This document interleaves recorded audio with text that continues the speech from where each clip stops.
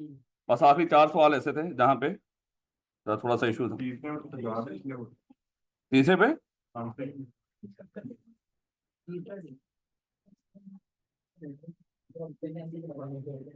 तीसरा क्या मतलब जब वापस करेंगे फिर देख लेंगे। फिलहाल तो ये पकड़े ये जब आखिर में बताऊंगा फिर उस वक्त इसको सॉल्व करना। फिलहाल रख लें अपने पास, 10-15 मिनट में हो जाएगा। जरा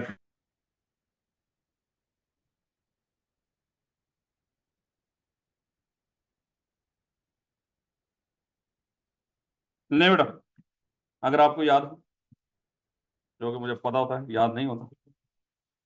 याद है? ठीक हो गया। ठीक हो गया।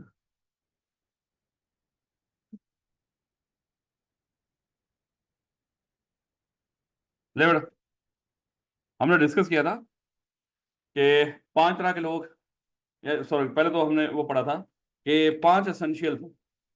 5 एसेंशियल कौन कौन से थे? फ्री कॉन्सेंट होनी चाहिए, parties competent to contract, lawful object, lawful consideration और एक्सप्रेसली डिक्लेयर्ड वॉइड एग्रीमेंट ना। फिर हमने पढ़ना शुरू किया था कंपिटेंस ऑफ पार्टीज, ऐसे ही। और हमने कहा था 3 तरह के लोग कंपिटेंट टू कॉन्ट्रैक्ट हैं, मेजर, सॉन माइंड और ना डिस्क्वालिफाइड बेलो। और 3 तरह के लोग पागल हैं, यानी कि ये कह लें कि वो पागल नहीं, 3 तरह के लोग, वो 3 तरह के लोग पागल तो हैं, लेकिन इनकम्पिटेंट टू कॉन्ट्रैक्ट भी 3 तरह के लोग। कौन कौन? माइनर, अनसॉन माइंड और डिस्क्वालिफाइड बेलो। फिर मजीद मेरे बच्चों को याद होगा, हमने इनको डिस्कस करना शुरू किया था। हमने सबसे पहले मेजोरिटी को डिस्कस किया कि पाकिस्तान में एज ऑफ मेजोरिटी 18 साल और इसकी एक्सेप्शन माइनर। और फिर बच्चा, वो उस पर कौन सा रूल अप्लाई नहीं होता? Rule of first offer. और फिर बच्चा क्या क्या नहीं कर सकता? रेटिफिकेशन नहीं कर सकता। और अगर बड़े के साथ मिलकर कॉन्ट्रैक्ट कर ले तो बड़े पर अप्लाई। और कभी क्या नहीं हो सकता? इंसॉल्वेंट नहीं हो सकता।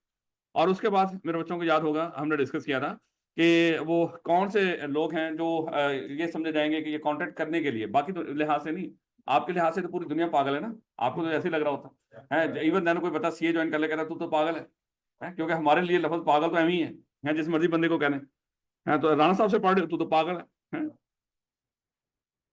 तू तो पागल है, इतना लेट आ रहा है। यानी कि आप तो जिस मर्जी बंदे को पागल कह दो, ये समझा रहा हूँ बच्चों को। लेकिन मेरे बच्चे, फिर हमने डिस्कस किया था, कॉन्ट्रैक्ट एक्ट ने बताया था कौन लोग पागल हैं। उसके लिए खास था कॉन्ट्रैक्ट के लिए उसके लिए 3 कंडीशन थी मेरे बच्चों। एक तो हमने किस वक्त देखना है? At the time of contract. उससे पहले क्या था, उसके बाद क्या है, हमें उससे कोई लेना देना नहीं है। हम तो इवन देन जब कॉन्ट्रैक्ट हो जाता था उसके बाद ये भी नहीं देखते थे बंदा जिंदा या मर गया है। ये तो फिर पागलपन है, बंदा जिंदा तो है, हम तो मरे हुए बंदे को नहीं देखते। जब कॉन्ट्रैक्ट हो गया हो गया है, अब वो कौन परफॉर्म करेगा?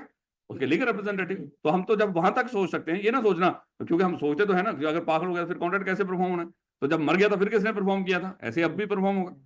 उसके बाद हमने डिस्कस किया था, एक तो at the time of contract देखना आपने, उसके बाद टर्म्स ऑफ कंडीशन को समझ सकता हो, रैशनल डिसीजन ले सकता हो, तो समझ लो वो कौन है? वो सॉन माइंड।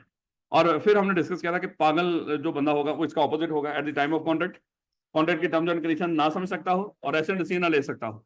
फिर मेरे बच्चों, पागल की कितनी किस्में थी यहाँ पे? 3 तरह की। कोई ऐसा बंदा जो कभी भी कॉन्ट्रैक्ट नहीं कर सकता था, ऐसा बंदा जो कभी कभार कॉन्ट्रैक्ट कर सकता था, ऐसा बंदा जो कभी कभार कॉन्ट्रैक्ट नहीं कर सकता था। ठीक हो गया। उसके बाद मेरे बच्चे, हमने डिस्कस करना शुरू किया था कि कानून ने कुछ लोगों को, ना तो वो माइनर है ना ही अनसाउंड माइंड है, उनको कॉन्ट्रैक्ट करने से मना किया, जिनको कहते हैं डिस्क्वालिफाइड बाय लॉ। अब ये कौन से लोग थे? 4 तरह के। सबसे पहले हमने डिस्कस किया था कि अगर कोई एलियन एनिमी हो, और अल्लाह माफ करे शायद जो हालात बन गए हैं, तो अभी पढ़ ही रहे थे इन दिनों के अंदर, तो हालात ही बन गए हैं उस तरह के, यानी कि बासकत कबूलियत का वक्त होता है।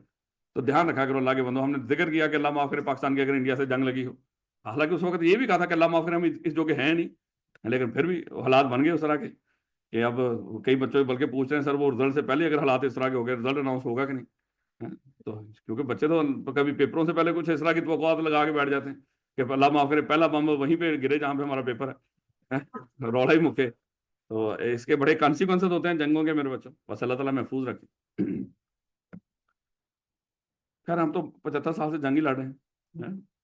यानी कि अगर देखा जाए बज़ाहिर तो पाकिस्तानी अवाम तो बेचारी फौजियों से लड़ ही रही है, चाहे वो अपने हों चाहे बेगाने हों। 75 साल से तो यही मामला चल रहा है, लेकिन फिर भी कोई नहीं। ले मेरे बच्चों, एक तो एलियन एनिमी डिस्कस किया था। हाँ ये सही है, ये सही है। बड़ापन है आपका, थैंक यू। Sound mind.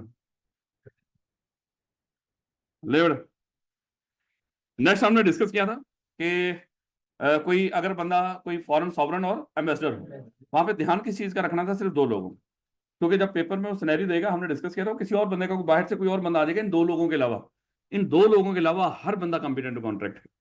बस इन लोगों को क्यों डिस्क्वालीफाई किया कानून ने, क्योंकि इनको क्या मिला होता है पाकिस्तान के अंदर, इम्यूनिटी। क्या मिला होता है, इम्यूनिटी मिला होता है। नहीं बेटा, उसके बाद हमने डिस्कस किया था, अगर कोई बंदा कन्विक्टेड हो, क्या कन्विक्टेड बंदा कॉन्ट्रैक्ट कर सकता है? अरे नहीं, ये नहीं बोलना, कर सकता है। हाँ यार, जब सेंटेंस की मुद्दत पूरी हो जाएगी, जब पे रोल पे हो। हाँ, ये नहीं कहना कि वो कर ही नहीं सकता कभी भी, जैसा वो हमने शायद डिस्कस किया हो, इंसॉल्वेंट बंदा वो भी कर सकता है, लेकिन वो जब डिस्चार्ज हो जाएगा इंसॉल्वेंसी से। ले बेटा, उसके बाद इंसॉल्वेंट वाला, ओए, ये स्लाइड इसमें गलत हो रही है। 26 तारीख का एहतजाज हो गया, वो भी 26 तारीख पर है। अच्छा वो भी रखा हुआ, करना है, चलो फिर डिस्कस करेंगे इसको। ले बेटा, याद करें कल हमने कंसिडरेशन को डिस्कस करना शुरू किया। मादत बास का बास का तो आप लोग ऐसे फनी लग रहे होते हो, बंदा दिल कर रहा था बस बैठा मुस्कुराया जाए। यकीन कर ले, अभी ना मेरा, मैं आज आया तो हूँ क्लास में, लेकिन अभी तक ना मेरा वो साउंड एंड साउंड माइंड की जब मैं चीजें डिस्कस कर लेता हूँ ना, तो मुझे ना आपके चेहरों में पता नहीं इस तरह की फीलिंग आना शुरू हो जाती है। मैं बड़ी मुश्किल से रूटीन बना पाता हूँ, सही बात है। मैं उस वक्त का पूरी कोशिश करूँ मैं पढ़ाऊँ, लेकिन वो ऐसी डेफिनेशन और ऐसे फिट होते हैं आप लोग को चीजों में, तो यकीन कर ले। लेकिन मैं जानबूझ के नहीं यकीन कर रहा, ये ना कहना कि अल्लाह माफ करेंगे और मेरे बच्चे हो हैं। और टीचर तो वालदेन की तरह होते हैं ना, अच्छा बच्चों की हालत है तो वालदेन का क्या हाल होगा, इसलिए परेशान ना हुआ करें कि मैं।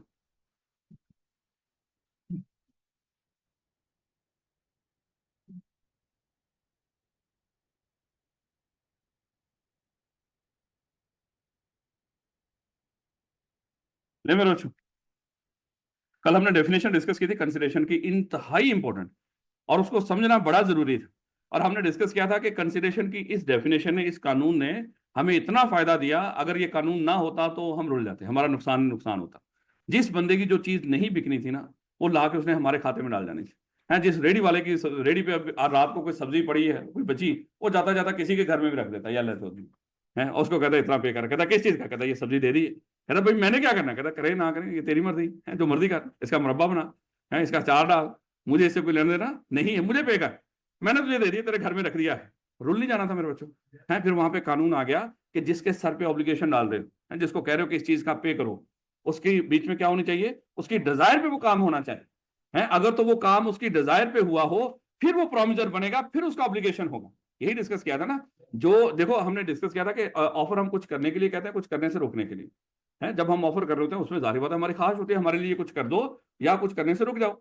और जब वो हमारी ख्वाहिश पर हम जब कहते हैं उसको, फिर वो कुछ करता है या करने से रुक जाता है, वो हमारा कहना, वो बोला हुआ भी हो सकता है, लिखा हुआ भी हो सकता है, वो एम्प्लॉयड भी हो सकता है।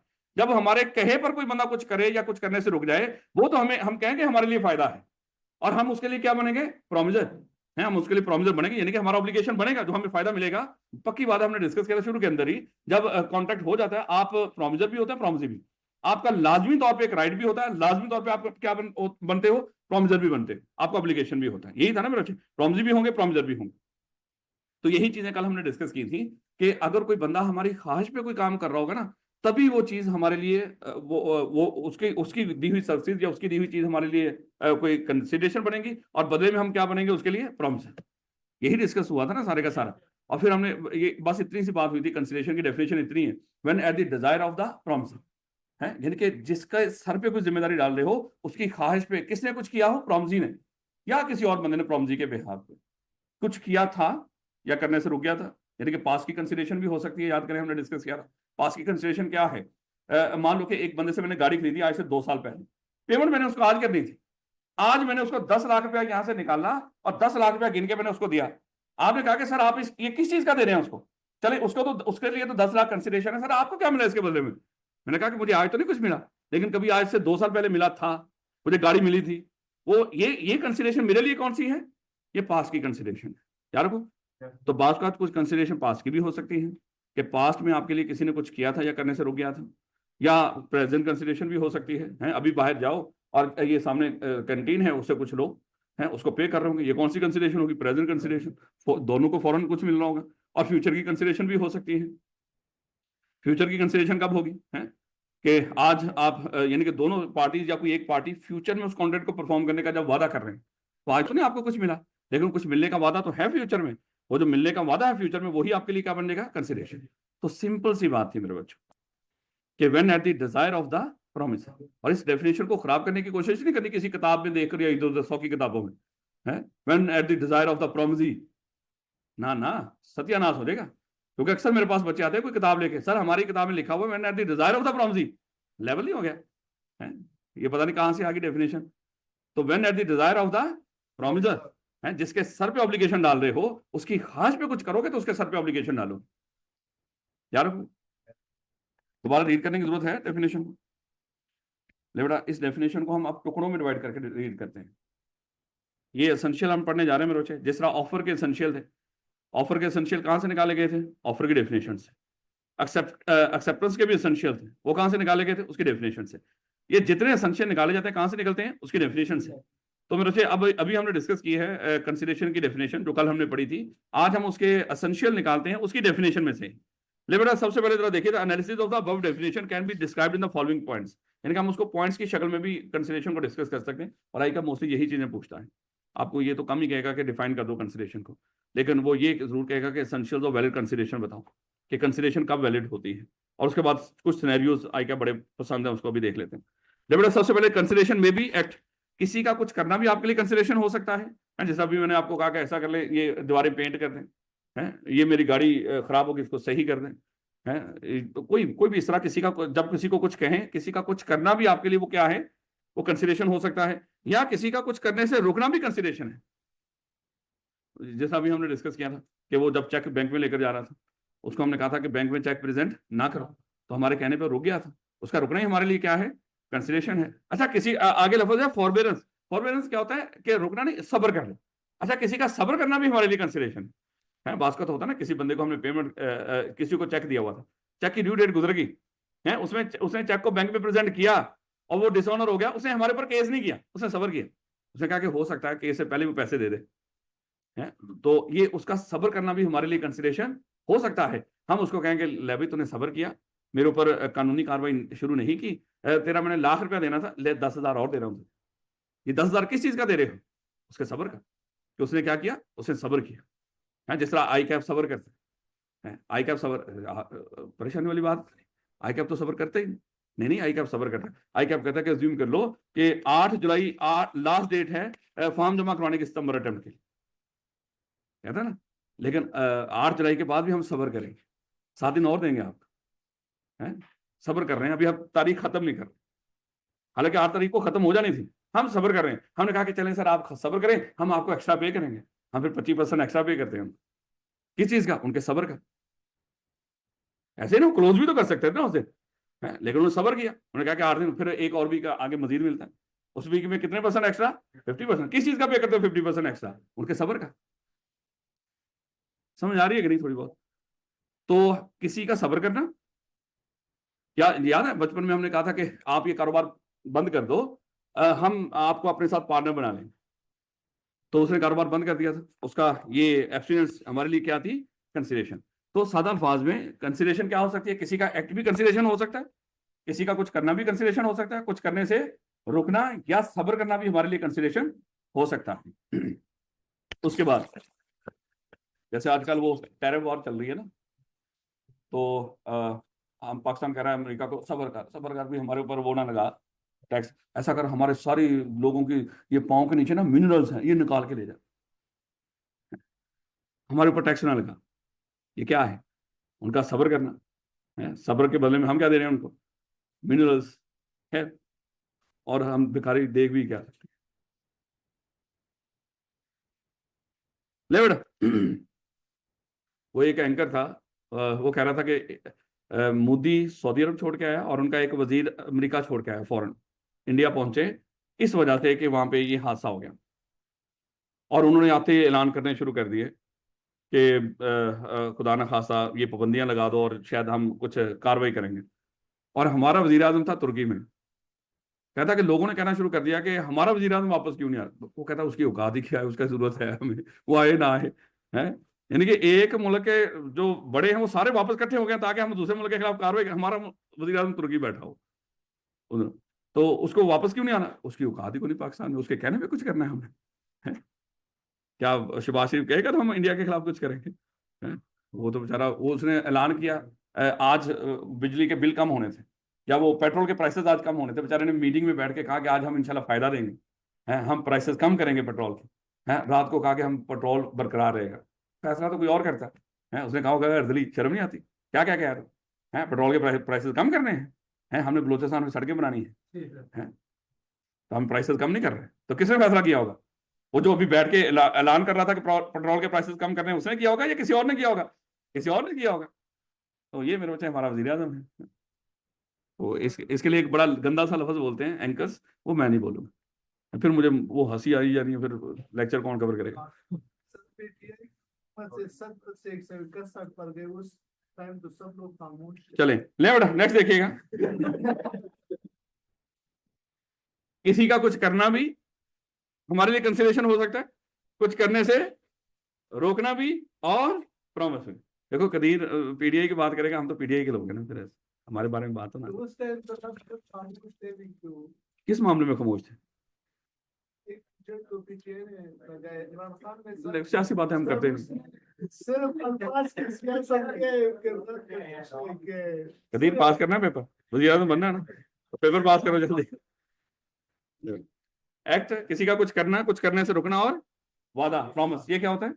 ये कंसिडरेशन होता है। अच्छा, प्रॉमिस बार बार बता रहा हूँ, फ्यूचर के जो हमने फ्यूचर का कॉन्ट्रैक्ट किया होता है, दोनों पार्टी की तरफ से वादा होता है, वो वादे दोनों के लिए क्या होता है? कंसिडरेशन। तो ये तो हम उसकी एग्रीमेंट की डेफिनेशन में पढ़ गए थे, अगर आपको याद है मैम, वो promise or set of promises forming consideration for each other, है, वही एग्रीमेंट हुआ करता है ना। ठीक हो गया, तो बेटा एक पॉइंट हो गया कि कंसिडरेशन क्या हो सकती है, आज के बाद दिमाग में रखना है। खाली यही नहीं रिटर्न जो मिलता है वो कंसिडरेशन होती है, पढ़ ली डेफिनेशन, है। अब या तो पिछली बात मुझे बतानी है, when eight the desire of the promiser, है, प्रॉमिसर कुछ कर रहा हो या करने का कुछ किया था, कुछ कर रहा हो या करने का वादा कर रहा हो, ये बात बतानी है, या ये बात करें कि कंसिडरेशन क्या होती है बोला, किसी का कुछ करना, करने से रुकना, या वादा, ये कंसिडरेशन। तो इन रिटर्न जो हमें मिलता है, ये उस वक्त तक था जब तक हमें कोई इल्म नहीं था। अब तो हमारे पास इल्म आ गया ना, तो अब हमने वो बात बतानी है जो किताब के अंदर लिखी है। बात समझ आ रही है मेरे बच्चों? चलें, कल मैं पूछूंगा फिर पता चलेगा कि आपको ये बात समझ आई है। ले बेटा नेक्स्ट देखना, कंसिडरेशन, ये पहला ही पॉइंट था, consideration must be at the desire of the promiser, यानी कि प्रॉमिसर जिसके सर पे ऑब्लिगेशन डाल रहे हो उसकी ख्वाहिश पे कुछ होगा, मस्ट, मेरा कानून बोल रहा है मेरे बच्चे। अब देखते अगेन फोकस करना है, किसके ऊपर फोकस कर रहे हैं बोला, मस्ट को, अगर तो उसमें थोड़ी सी लाइन लग गई तो must be at the desire of the promise, promise ही फिर किसने बोला है? Consideration must be at the desire of the promisor. अभी इसको, इसकी एग्जांपल डिस्कस करेंगे। Consideration may be from promisee और एनी अदर पर्सन, समझ आ गई ना? Consideration may move from promisee और एनी अदर पर्सन, समझ आ गई मेरे बच्चों को? वेरी गुड, कोई समझ नहीं आई, मैं बताऊंगा तो समझ आएगी। और consideration may B past, present और फ्यूचर, ये समझ है, ये पता है कि कंसिडरेशन पास्ट भी हो सकती है, प्रेजेंट भी और फ्यूचर भी। एडिशनल पॉइंट भी देख लो, consideration must be something which the promisor is not already bound to do, because a promise to do what a promisor is already bound to do and nothing to the existing obligation. समझ आ गई मेरे बच्चों को? कमाल हो गया, चलें ये भी समझ आ गई। उसके बाद consideration must be real and not illusory, ये तो समझ आ गई। ये तो ऑफर एक्सेप्टेंस में भी बात हुई थी, offer must be certain and definite, ये वही है, उसी का आज दूसरा नाम क्या है? Consideration must be real not illusory. मतलब कंसिडरेशन क्या होनी चाहिए? हकीकी होनी चाहिए, है, जो वाजिब। तो ये तो हमें थोड़ा बहुत पता है। ले बेटा इस पांचों पॉइंट्स को, अच्छा कितने एसेंशियल्स हैं वैलिड कंसिडरेशन के? 5। कंसिडरेशन होती क्या है पहले तो वो बताएं, उसके बाद बाकी चारों पॉइंट्स। अब बाकी चारों पॉइंट्स एक एक करके मेरे बच्चे हम इसको डेफिनेशन, और डेफिनेशन तो नहीं खैर, उसकी एक्सप्लेनेशन और उसकी एग्जांपल देखते हैं। ले बेटा दूसरा पॉइंट क्या था बोला? Consideration must move at the desire of the promiser, यही था ना? अब जरा देखिए, ले बेटा अज्यूम कर लो ये मिस्टर ए ये अपने बच्चों के साथ नहर के किनारे बैठा हुआ, और खुदा ना खासा ये बच्चे नहर में गिर गए। अब मिस्टर ए को तैरना नहीं आता। इतने में क्या हुआ, एक ये आवाजें लगा रहा है, मेरे बच्चों को बचाओ, मेरे बच्चों को बचाओ। वहां पे एक गोताखोर है जो इसी मकसद के लिए बैठे होते हैं, क्योंकि नहर में कोई खुदा ना खासा कोई डूब रहा हो, मैं उसको बचाऊं और मुझे कुछ मिल जाए। जब इसने आवाजें लगाना शुरू की तो वो गोताखोर आया, उस गोताखोर ने उन बच्चों को बचाया। मुझे बताएं मेरे बच्चे, क्या ये मिस्टर ए की ख्वाहिश पे उसने बचाया? आपकी बात आवाजें लगा रहा था ना बचाओ, उसने आगे बचा लिया। क्या अब ये उसको पे करेगा? गोताखोर को बिल्कुल पे करे, क्योंकि उसके कहने पे ये काम किया उसने। लेकिन ऑपोजिट भी हो सकता था। अज्यूम कर लो ये तीनों बच्चे और ये बाप वहां पे नहर किनारे बैठा हुआ था, और ये बच्चे नहर में ऐसे लग रहा था जैसे डूब रहे हैं। बच्चे चिल्ला रहे थे कि हमें बचाओ, बाप सुकून से बैठा हुआ। और इतने में एक गोताखोर आया, उसने छलांग लगाई और बच्चों को नहर से निकाल के बाहर रख दिया, और उनके बाप के पास जाता है कि कहता है कि ये बच्चों को बचा लिया, मुझे पे करो। अब बाप कहता है कि भाई तूने बच्चों को बचाया नहीं, ये बड़े शरारती बच्चे हैं, और मैं तो इनकी वजह से करवा रहा हूँ, इनके सांस पक्के कर रहा हूँ, पहलवान बनाना। मैंने दंगल मूवी तो देखी होगी, सुबह सुबह बच्चों को जाके वो नहर में फेंकता था, तो मैं तो वो कर रहा हूँ, तो तूने इनको निकाल के बाहर रख दिया, कल दोबारा फेंक इनको वापस। यानी कि ये काम उसने उसकी ख्वाहिश पे नहीं किया। तो जो काम किसी की ख्वाहिश पे नहीं हुआ, वो कभी भी उसके लिए कंसिडरेशन नहीं बना। जब उसके लिए कंसिडरेशन नहीं बना, तो फिर उसका ऑब्लिगेशन भी नहीं बनेगा। याद रखोगे? तो कंसिडरेशन मेरे बच्चे, जो प्रोमिसर को मिल रही हो उसकी ख्वाहिश पे मिल रही हो, ताकि फिर बदले में वो ऑब्लिगेशन बने उसका। अगर उसकी ख्वाहिश पे काम ना हो तो उसका ऑब्लिगेशन नहीं बनेगा। जिस तरह ये हल्की सी एक आपने एग्जांपल यहाँ पे देखी, बेतहाशा काम, बेतहाशा काम इस तरह के, must move at the desire of the promisor. अब आप जा रहे थे रास्ते में, रास्ते में मेरे बच्चे होता ना कि बात का कोई बंदा आके आपको कहता है कि सर लिफ्ट दे देता आपको, बैठे मैं आपको छोड़ देता। मुझे बताएं, क्या आप बदले में आप उसको पे करते हैं? नहीं, उसने ही आपको ऑफर की, आप उसमें बैठ गए, इट्स ओके। और ये नहीं था वो कोई किराए पे चलाने वाला, ये फर्क होता है दोनों चीजों में। वो किराए पे चलाने वाला नहीं था, लेकिन अगर कोई रिक्शे वाला होता कहता है आज बैठ जाओ, आपको लग रहा है कि अल्लाह वहां से बैठा रहा है वो, और आप बैठ जाते हैं। ये तो आपकी, आप जाके उसको ये नहीं कह सकते कि भाई आपने खुद ही कहा था, मेरी ख्वाहिश थोड़ी थी, ये तो तेरी ख्वाहिश थी, मुझे इस रिक्शे पे बैठाना। सर समझा रहा हूँ ऐसे आपको, तो भैया उसका तो काम ही है। तो खैर वापस हैं, चलें, अगर ये कहीं और भी हम इसको लिंक करके पढ़ सकते हैं, फिलहाल यहाँ से रहने दें इसको। लेकिन तो देखिएगा थोड़ी सी रियल एग्जाम्पल, इसकी तो सारी रियल एग्जाम्पल ही है। ये तो हमने डेफिनेशन जब पढ़ रहे थे वहां पे बथेरा भी डिस्कस कर लिया था कि जितने काम अगर मैं कहूँ मेरे लिए करो तो वो मेरे लिए क्या बनेंगे? कंसिडरेशन। मेरे कहे बगैर कुछ करते हो तो कंसिडरेशन। जितनी उस दिन हमने कल जितना शोर डाला, इसमें जितनी एग्जांपल पढ़ी, पेंट, वो प्लॉट, घर, वो सारा कुछ, गाड़ी, सर्विस, ईच एंड एवरीथिंग है, वो इवन मैंने कसाई की बात की थी, है कि वो गोश्त का एक टुकड़ा लाता है, कहता है सर ये कर दूं, तो हमने कहा था कि वो अगर खुद कर दे आपके कहे तो वो आपके लिए कंसिडरेशन नहीं होगा। इसी तरह हमने डिस्कस कुछ और भी एग्जांपल ली थी, वो हाँ टायर पंक्चर तक के मामला डिस्कस किया, वो सारी एग्जांपल इसी में फिट होती है। Consideration must move at the desire of the promiser. जो काम आपकी ख्वाहिश पे ना हो आपके लिए कंसिडरेशन नहीं होता। ले बेटा ये जरा थोड़ा सा समझने वाला। अब तीसरा essential, consideration may move from promisee or and, देखो जो लफ्ज लिखा हो उसी पे गौर करनी है आपने। प्रॉमिसी कौन होता है बोला? जिसका राइट हो, ऐसे ना, जिसको राइट मिल रहा हो या जिसका राइट हो उसको क्या बोलते हैं? प्रॉमिसी। लेकिन जिसका राइट होता है उसका ऑब्लिगेशन भी बनता है, उसका ऑब्लिगेशन भी तो होता है ना। यही तो हम डिस्कस करते हैं, जिसका ऑब्लिगेशन उसका राइट भी है, और जिसका राइट है उसका ऑब्लिगेशन भी है। कंसिडरेशन मे मूव फ्रॉम, अब यहाँ पे लफ्ज वही है, consideration may move from promisee or any other person. यानी कि जिसको राइट मिला है, जिसको फायदा मिला है, उसने भी तो मेरे बच्चे ऑब्लिगेशन परफॉर्म करना है ना, उसकी तरफ से तो कोई ऑब्लिगेशन परफॉर्म होना चाहिए। लेकिन यहां पे कानून है, यहां पे कानून ये है कि जिसको आप फायदा दे रहे हो, जो उसकी तरफ से आपको फायदा मिलना है, जिसको आप फायदा दे रहे हो, जो उसकी तरफ से कंसिडरेशन आपको आनी है, वो उसकी तरफ से भी आ सकती है, किसी और तरफ से भी आ सकती है, उससे उससे कानून को कोई लेना देना नहीं। इसका कहना क्या चाह रहा है, इसका एग्जाम्पल देखिएगा। अक्सर अज्यूम कर लो कि आप चिंची पे बैठे हुए आ रहे थे यहाँ पे सीएफई में पढ़ने के लिए, तो मुझे बताएं, ये चिंची में जो आप बैठे हो, सीएफई तक आना आपका राइट है, ऐसे ही ना, यहाँ तक आना आपका राइट, कि यहाँ तक राइट मिले आपको, क्या आपने उसके बदले में पे करना था? बदले में पे भी करना है, वो आपका ऑब्लिगेशन है। अब जो यहां तक आ रहे हो आप, जो आपका राइट है, हम उस लिहाज से, जब आपका जो राइट है, अब आपने क्या करना है, आपने कंसिडरेशन आपकी तरफ से मूव होनी है, आपने भी पे करना है। लेकिन हम पढ़ रहे हैं कि वो आपकी तरफ से भी पे हो सकता है, किसी और की तरफ से भी पे हो सकता है। कहना क्या चाह रहा हूं, रास्ते में जब आ रहे थे एक और दोस्त आपका बैठ गया साथ, उसने सीएपी आना था, जब आप उतरे आपका राइट तो आपको मिल गया, अब आपकी तरफ से भी तो कंसिडरेशन मूव होनी है। कानून कहता है ये कंसिडरेशन जो अब आपकी तरफ से मूव होनी है ना, चाहे आप खुद कर दो चाहे आपके बिहाफ पे कोई और कर दे। तो आपके दोस्त ने आपको कहा कि नहीं भाई तू किराया पे नहीं करेगा, मैं पे करूंगा, तो जो कंसिडरेशन आपकी तरफ से मूव होनी थी, है राइट तो आपने रिसीव कर लिया, अब आपकी तरफ से प्रॉमिजी के तौर पे तो आपको राइट मिल गया, अब आपकी तरफ से कंसिडरेशन भी तो मूव होनी है ना, आपने भी तो पे करना। जो आपने पे करना था वो किसी और ने पे कर दिया आपके दोस्त ने, इट्स ओके। कानून कहता है कि इसमें कोई मसला नहीं है, ऐसे भी होता है। और ये तो बड़ी आम सी बात है?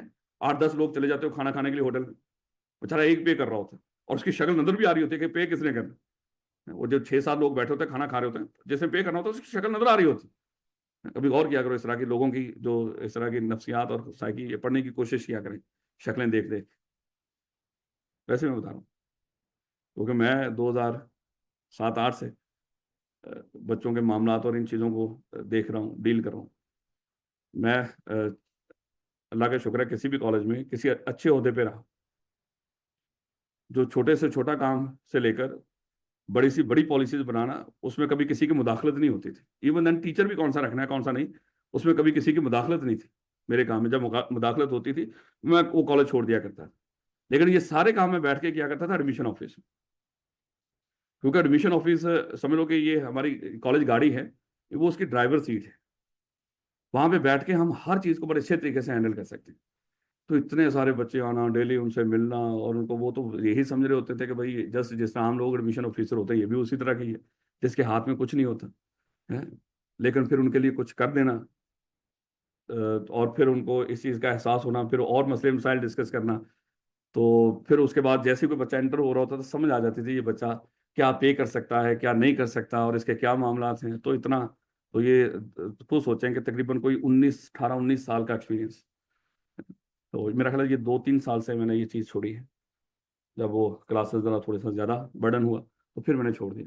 स्टिल अभी भी जब भी मुझे मौका मिलता है, अक्सर आप देखते हैं मैं एडमिशन ऑफिस में बैठती हूँ, वो अच्छी जगह है, वहाँ पे बच्चों से डिस्कस करना बेहतर लगता है। बात का शायद मैनेजमेंट हमारी किसी और लिहाज से सोच रही होती है, उनको किसी बच्चे के आने जाने से कोई फ़र्क नहीं पड़ता, लेकिन हमें फ़र्क पड़ता है। कोई एक बच्चा नाराज़ होकर जा रहा हो, यहाँ से नाखुश हो, तो एक नाराज़ नहीं हो रहा होता, उसके साथ और बड़े सारे होते हैं, जिसको वो कह रहा होगा वो सारे नाराज़ होंगे, नाखुश होंगे। तो इसलिए मेरे बच्चे एक एक बच्चा हमारे लिए उतना ही इंपॉर्टेंट है जितने एक पूरी क्लास इंपॉर्टेंट है। लेकिन भरत, जरा दोबारा वापस आते हैं, डिस्कस क्या कर रहे थे बोला कि होटल में 8 लोग बैठे हुए खाना खा रहे हैं, अब बिल एक ने पे करना है। अब कंसिडरेशन देखो, वो सारे खाना खाने के लिहाज से क्या थे, प्रॉमिजी, कि उनको खाना मिले होटल में जो ऑर्डर किया हुआ, उस लिहाज से वो क्या है, प्रॉमिजी। लेकिन उनका ऑब्लिगेशन है कि नहीं, ऑब्लिगेशन तो है कि वो अपना अपना बिल पे करें। लेकिन वो सारे अपना अपना बिल पे नहीं करते, कोई एक सबके बिहाफ पे बिल पे कर देता है। तो जो उन प्रॉमिजी की तरफ से कंसिडरेशन मूव करनी थी, कानून कहता है इससे कोई फर्क नहीं पड़ता, चाहे वो खुद पे कर दें चाहे उनके बिहाफ पे कोई और पे कर, इस तरह हो सकता है, कोई दिक्कत नहीं। अब जस्ट एग्जाम्पल, एक बड़ी मैंने ट्रांजेक्शन करनी थी, अब जिसको मैंने पेमेंट करनी थी, मान लो कि घर खरीदा मैंने, अज्यूम कर लो, अब उसकी मैंने पेमेंट करनी थी। अब पेमेंट मैंने क्या किया, अपने दोस्त को कहा कि भाई आप जो डायरेक्टली जैसे मैंने वो घर खरीदा है, आप उसके नाम पे एक पे ऑर्डर बना दें। उसने अपने अकाउंट से अपने नाम से डायरेक्टली उसके लिए, उस बंदे के लिए क्या कर दिया, एक पे ऑर्डर बना दिया। अब बीच में मैं तो आया ही नहीं, घर किसको मिला है, मुझे। जो पे करना था बदले में वो किसने करना था, मैंने। कंसिडरेशन मेरी तरफ से भी तो मूव करनी चाहिए थी ना, लेकिन मेरी तरफ से तो कुछ भी नहीं मूव हुआ। मेरे पे यहाँ पे किसने पे कर दिया, मेरे उस दोस्त ने। बात समझ आ रही है कि नहीं, समझा रहा हूं आपको। Consideration may move from promisee or any other person, कानून को इससे कोई फर्क, मे का लफ्ज लिखा हुआ ना वहां पे शायद, कहां पे, हाँ ये देखिए जो लाइन लिखी हुई है उसमें क्या लिखा हुआ, consideration may be from promisee or any other person. बात समझ रही, लेकिन वहां पे consideration must be at the desire of the promisor, वो लाइन वहां पे थी, consideration must at the desire of the promisor, यानी कि जिसके सर पे ऑब्लिगेशन डाले उसकी ख्वाहिश पे कोई काम हुआ, फिर वो क्या बनेगा, फिर वो प्रॉमिजर बनेगा, अगर उसकी ख्वाहिश पे काम किया हो प्रॉमिसी ने। और फिर अगर किसी की ख्वाहिश पे काम हो रहा है तो उसने बदले में पे भी तो करना है, जो उसने बदले में पे करना है, चाहे वो खुद पे कर दे चाहे उसके बिहाफ पे कोई और पे कर। ये तो आम सी बातें हैं, मैं कह रहा हूं ये तो हमारी जिंदगी में इस तरह के मामला भरे पड़े हैं। अब जस्ट एग्जाम्पल, यहाँ पे आप पढ़ रहे हैं, लेकिन जो पैसे आपने पे किए हैं क्या वो आपने पे किए हैं, वो तो घर वालों ने पे किए हैं, मान लो कि कई ऐसे बच्चे होते हैं जिनकी फीस डायरेक्टली आके उनके पेरेंट्स पे करते हैं। पढ़ कौन रहा है? आप। फीस किसने पे कर दी? पेरेंट्स ने। हम ये कह सकते हैं ना भाई पढ़े भी पेरेंट्स ही हैं, जिनकी तरफ से हमें कंसिडरेशन मिली है हम भी उन्हीं को कंसिडरेशन देंगे। खैर कहता है ऐसा नहीं होता। जिनको राइट मिल रहा है और उनकी तरफ से जो कंसिडरेशन मूव होनी है वो चाहे खुद मूव अपनी तरफ से वो पे कर दें, चाहे उनके बिहाफ पे कोई और पे कर। वो अक्सर सुनते हो ना, गवर्नमेंट ने सब्सिडी दे दी, ये जो आपकी किताबों में कॉन्सेप्ट होता है, किसानों को सब्सिडी दे दी, खाद पे सब्सिडी दे दी। वो भी तो यही होता है ना। अब देखो खाद आपको मिलनी है, लेकिन गवर्नमेंट ने कहा कि जो 10,000 की एक बोरी है उसके ऊपर 3,000 पर बोरी हम एक सब्सिडी दे रहे हैं। मतलब जिसने वो आपको खाद दी है उसको कंसिडरेशन मिलनी है बदले में, ऐसे ही ना, उसका राइट भी तो है, उसको भी कंसिडरेशन मूव हो। और वो जो कंसिडरेशन आपकी तरफ से मूव हो सकती है जिनको खाद मिली है, या किसी और की तरफ से भी। इसमें कुछ आपकी तरफ से मूव हो जाती है, कुछ गवर्नमेंट की तरफ से, या हो सकता है बात का कुछ चीजें आपको मुफ्त मिलती है। अब जस्ट एग्जाम्पल, बहरिया के दस्तरखान है जगह जगह में, ऐसे ही ना, जहां से मुफ्त खाना मिलता है अच्छी क्वालिटी का। अब मेरे बच्चे, आपको क्या लग रहा है वो मुफ्त खिला रहे होंगे वहां पे, वो छिपा वाले हैं या कोई भी जो खाना खिला रहे हैं? आपको तो खाना मुफ्त मिल रहा है, आपको तो कंसिडरेशन मिल गई, क्या बदले में आपने नहीं पे करना? आपने तो पे करना, चाहे आप पे कर दें, लेकिन आपके बिहाफ पे कोई और पे कर देते, मलक रियाज पे कर देते, क्योंकि उसने आपकी जमीनों पे कब्जा किया उसने, कुछ तो देना ही है उसे। बात समझा रही थोड़ी बहुत? ये सिंपल सी बात है बेटा। अब बच्चे स्कूल में पढ़ रहे हैं, लेकिन इनकी फीस वालिदा ने पे कर दी। हमने कहा कि कंसिडरेशन देखो, बच्चों को कोचिंग मिलने के लिहाज से ये क्या है, प्रॉमिसी, लेकिन इनका ऑब्लिगेशन भी तो है। ऑब्लिगेशन चाहे बच्चे पे कर दे, चाहे कोई और पे कर दे। बात समझ आ रही है थोड़ी बहुत? तो जब किसी प्रॉमिसी को राइट मिलता है उसकी तरफ से ऑब्लिगेशन भी परफॉर्म होना। तो प्रॉमिसी का जो ऑब्लिगेशन है, जो उसकी तरफ से कंसिडरेशन मूव होनी है, उसकी तरफ से भी मूव हो सकती है और किसी और की तरफ से। मैंने आपका कर्ज देना, मेरे पास पैसे नहीं, मैंने किसी दोस्त से जिक्र कर दिया भैया मैं बड़ा परेशान हूं, मैंने उस बंदे के पैसे देने। वो उठा अपने घर गया, उसने लाके आपको कर्ज दे दिया, ये लो पैसे। आप कहते सर मैंने तो आपसे पैसे नहीं लेने, आप क्यों दे रहे हैं मुझे? आपने कहा राणा साहब ने देने। हाँ उन्होंने देने, ये उसके पैसे हैं। अब देखो मुझे तो कोई फायदा मिला होगा, लेकिन मेरी तरफ से तो कंसिडरेशन मूव करनी है, वो मेरी तरफ से भी मूव कर सकती है, किसी और तरफ से। बात समझ आ रही है? लेकिन जिसके सर पे कोई ऑब्लिगेशन होना, वो ऑब्लिगेशन उसकी ख्वाहिश पे होना चाहिए। ये तो हम पहली लाइन पढ़े, consideration must move at the desire of the, ऐसे ही था। चलिए अभी तक कितने पॉइंट पढ़ लिए आपने? 3। सबसे पहले कंसिडरेशन किसी का कुछ करना, कुछ करने से रुकना, या वादा हो सकता है। उसके बाद दूसरा पॉइंट क्या था बोला? बल्कि ये दूसरा ही पढ़ रहे थे हम, मेरा क्या।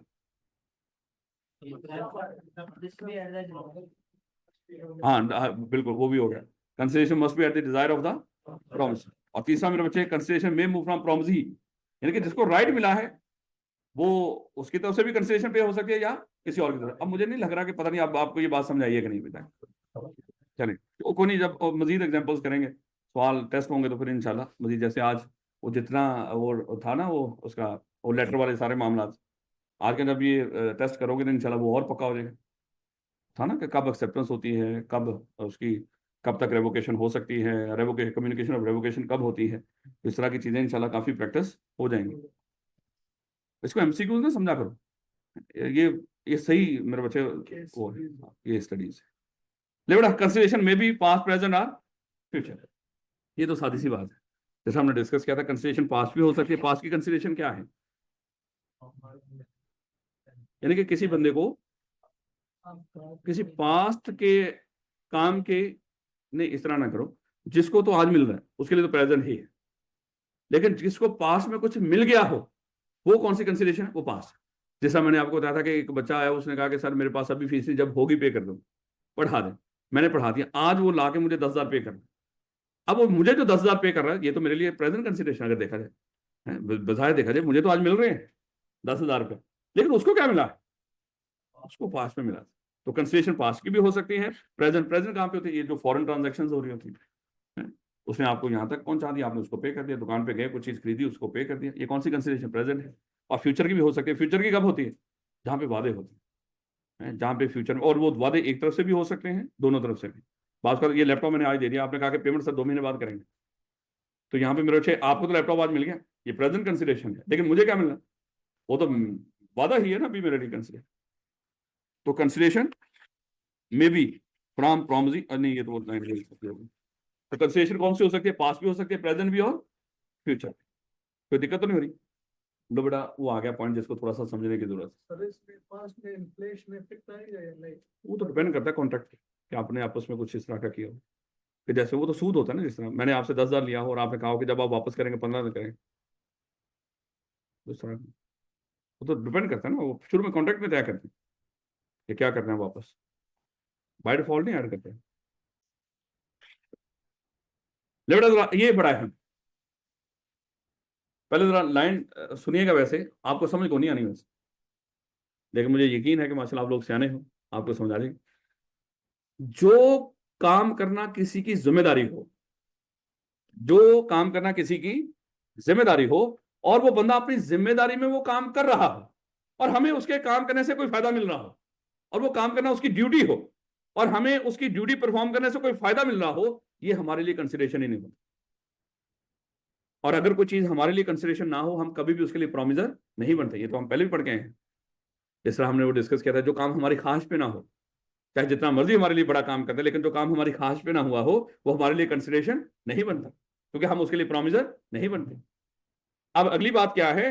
जो काम करना किसी की ड्यूटी थी और उसने अपनी ड्यूटी पूरी की हो और आपको उससे फायदा मिला, वो आपके लिए कंसिडरेशन नहीं होता।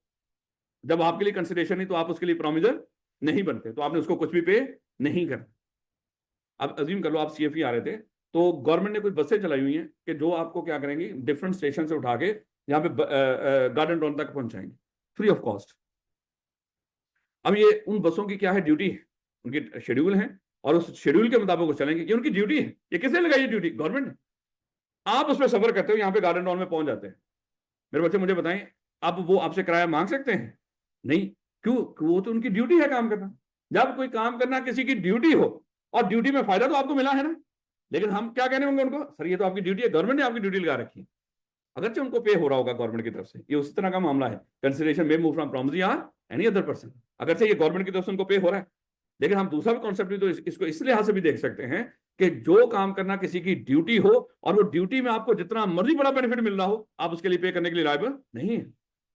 आजकल गवर्नमेंट धड़ाधड़ सड़कें बना रही है, वो तो सड़कें बनाना उसकी ड्यूटी है। जिस ठेकेदार को भी उसने सड़कें बनाने के लिए लगाया, उसकी क्या है, ड्यूटी है। अब मान लो कि मेरे मेरे जो घर की सड़क है वो उसने पक्की कर दी, वो बना दी उसने, ला के मुझे कहा कि राणा साहब 2 करोड़ दो, किस चीज का? घर की सड़क वो बना दी।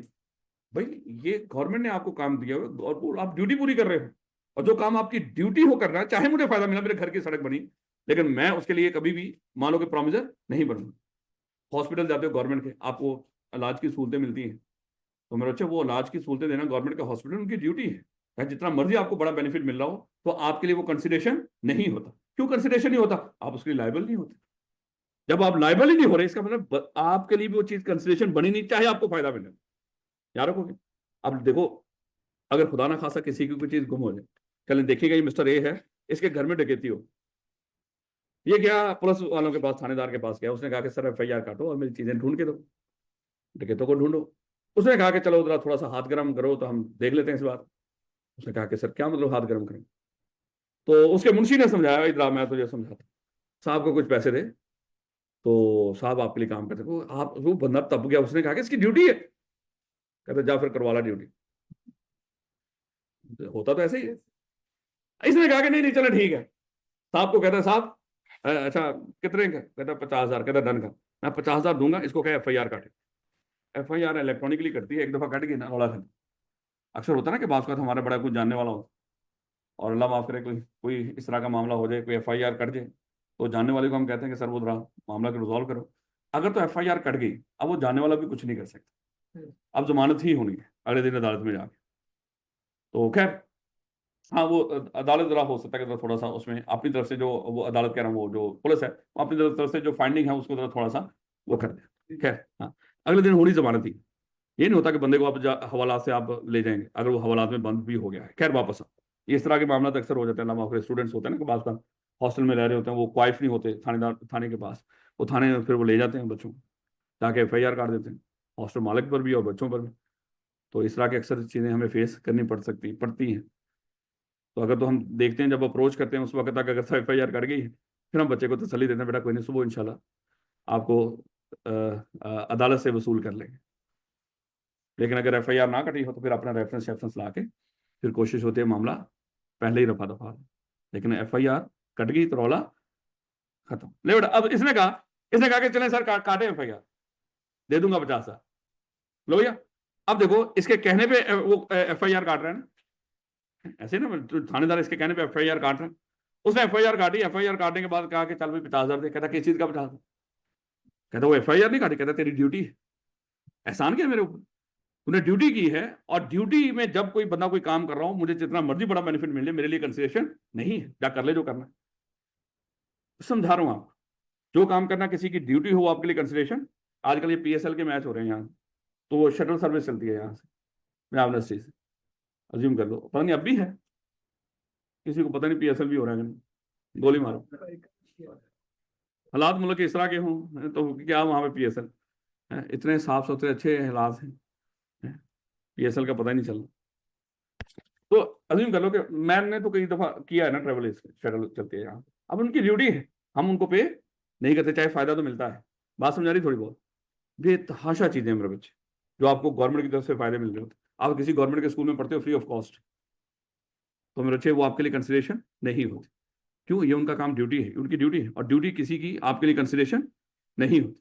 मान लो कि कोई चीज़ गिर गई आपकी, कोई चीज़ गुम हो गई, आपने पुलिस को कहा, उसने ढूंढ के दे दी, ये उनकी ड्यूटी है। अच्छा, अब जरा सवाल इधर आइए। एक घर में आग लग गई, उसने गवर्नमेंट के, देखो प्राइवेट भी होते हैं गवर्नमेंट के भी होते हैं, फायर ब्रिगेड, उसने गवर्नमेंट के फायर ब्रिगेड को बुलाया। उसने कहा कि भैया घर में आग लगी, उसको बुझाओ। वो आग बुझाने आए हैं, गवर्नमेंट के हैं, क्या वो पैसे चार्ज कर सकते हैं इसके? फायदा तो मिला, उसके घर की आग बुझ गई। लेकिन तो फिर आप क्यों वो नहीं पे करेगा बदले में? क्यों नहीं पे करेगा? क्योंकि वो कानून का ड्यूटी था, और ड्यूटी किसी के लिए कंसिडरेशन नहीं होती। लेकिन अब अगले आई कैप ऐसा सवाल थोड़ी बनाएगा, है सिंपल सा। आई कैप कहता है कि जो बिल्डिंग, जिस बिल्डिंग में आग लगी हुई थी, उसकी जो दूसरी मंजिल थी, उसके ऊपर उसका आईफोन रह गया।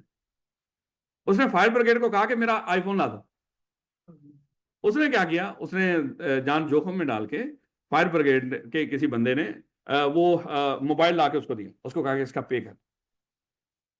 वो कहता मैंने नहीं पे करना, ये आपकी ड्यूटी है। आप बताओ, क्या फायर ब्रिगेड को ये पैसे पे होंगे कि नहीं? हाँ, ये मोबाइल बचाना उसकी ड्यूटी नहीं है, कोई और इस तरह ना, उसका काम सिर्फ आग बुझाना। जैसे खुदा ना खासा हफीज सेंटर में आग लगी थी, है, उतना नुकसान आग से नहीं हुआ जितना उन्होंने पानी फेंक फेंक के कर दिया हफीज सेंटर में। उनका काम आग बुझाना, आगे जो नुकसान हो रहा है उनको इससे कोई लेना देना नहीं। उन्होंने पानी भर दिया सारी दुकानों में, जो चीज बच भी सकती थी वो भी नहीं बची। उनको क्या? हाँ, कोई जाता वहां पे, वो कहता कि फिर जरा मेरे दुकान का थोड़ा सा ख्याल रखें, वहां पे सामान निकाल के दे दो। अगर वो करते तो ये क्या था, उनको पे करना था, सामान निकाल के देना उनकी कोई ड्यूटी, आग बुझाना उनकी ड्यूटी, उन्होंने किया। बात समझ आ रही थोड़ी बहुत? अब जरा थोड़ा सा इधर आते हैं, अपनी एग्जाम्पल लेते हैं। आपके सब्जेक्ट के कितने चैप्टर हैं? 18।